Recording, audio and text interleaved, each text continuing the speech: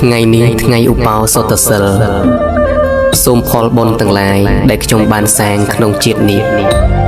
សូមឲ្យខ្ញុំបានសុខហើយកម្មពៀរទាំងឡាយដែលខ្ញុំបានសាងទាំងប៉ុន្មានពីជាតិមុនសូមឲ្យរួចកម្មទោសក្នុងជាតិនេះផងចុះសូមផ្សាយមេត្តាចិត្តដល់សពសត្វទាំងឡាយសូមសត្វទាំងឡាយបាននៅសេចក្តីសុខរួចចាកទុក្ខ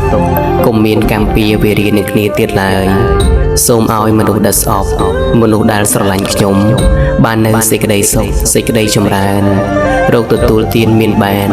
មានសេចក្តីសុខស្ងប់គ្រប់គ្នាណដ្ឋេសន្តិបរាំងសុខំពុំមានសេចក្តីសុខដតីណាក្រៅអំពីសេចក្តីស្ងប់ឡើយសូមអនុមោទនា